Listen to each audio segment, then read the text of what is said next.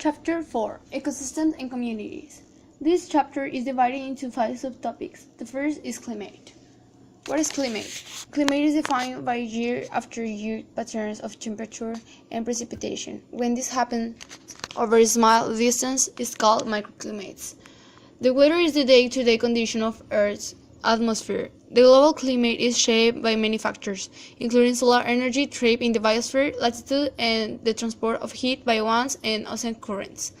The greenhouse effect is a process in which certain gases trap sunlight energy Earth's atmosphere as heat. The second subtopic is niche and community interactions. The range of tolerance is the ability to survive and reproduce under a range of environmental circumstances. Also, this tolerance helps determine the habitat, which is the general place where the organism lives.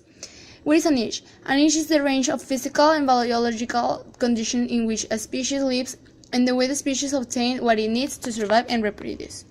The competitive exclusion principle states that no two species can occupy exactly the same niche. There are two types of relationships. The first is the predator-prey relationship, that is an interaction in which one animal captures and feeds on another animal. And the second is the herbivore-plant relationship, is an interaction in which one animal feeds on producer. The keystone species are single species that not usually abundant in community, yet exert strong control on the structure of a community. One example of keystone species is the sea otter. The symbiosis. Any relationship in which two species live closely together is called symbiosis. Biologists recognize 3 main classes of symbiotic relationship in nature: mutualisms, parasitisms, and commensalisms. The mutualism means any kind of relationship between species in which both benefits. Commensalism means a relationship in which one organism benefits and other is neither helped nor harmed. And the parasitism means any relationship in which one organism lives inside or another harms organism and harms it. The third subtopic is the primary and secondary succession. The ecological succession is a series of more or less predictable changes that occur in a community over time. The ecosystems change over time, especially after disturbances, as some species die out and new species move in.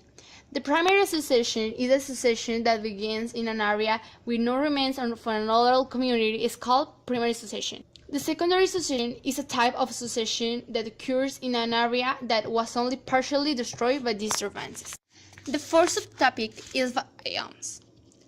Biomes are described in terms of abiotic factors like climate and soil type, and abiotic factors like plant and animal life. Fifth and last subtopic is aquatic ecosystem.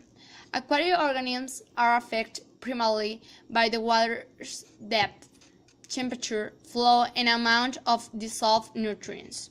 The sunlight region near the surface in which photosynthesis can occur is known as the photic zone.